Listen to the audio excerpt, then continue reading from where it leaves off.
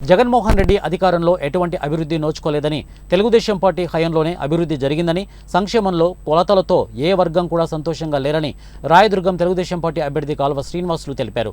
రాయదుర్గం పట్టణంలోని 3వ వార్డులో ఎన్నికల ప్రచారం నిర్వహించారు. ఏ ఇంటికి పోయినా ప్రజలు ఆప్యాయంగా పలకరిస్తూ చిరునవ్వుతో మళ్లీ రాయదుర్గం ఎమ్మెల్యేగా కాలువే గెలవాలని ప్రజలు ఆశిస్తున్నారు. రాయదుర్గంలో గెలవబోతున్నామని ఆశాభావం వ్యక్తం చేశారు. వైసీపీ ప్రభుత్వంలో మాకేమీ కొత్తగా జరిగిన అభివృద్ధి లేనేలేదు. గతంలో చంద్రబాబు నాయుడు గారి పాలనే చాలా బాగా ఉండేది. అభివృద్ధి కార్యక్రమాలు విస్తృతంగా జరిగాయి. వీళ్ళు వచ్చిన తర్వాత అభివృద్ధి లేదు, సంక్షేమంలో కోతలు పడుతూ ఉన్నాయి. ఏ వర్గము సంతోషంగా సంతృప్తికరంగా లేదు జగన్మోహన్ రెడ్డి పరిపాలనలో అనేది అన్ని వర్గాల ప్రజల నుంచి వస్తున్న అభిప్రాయం.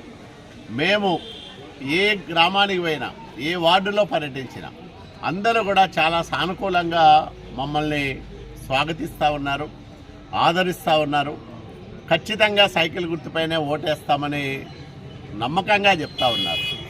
ఈ స్పందన, ప్రజల్లో వ్యక్తమవుతున్న ఆదరణ, ఇవన్నీ కూడా ఖచ్చితంగా రాయదుర్గం నియోజకవర్గంలో 50,000కు తక్కువ కాకుండా మెజార్టీతో నేను గెలవడానికి సానుకూలమైన వాతావరణం ఉందని నేను నమ్ముతా ఉన్నా.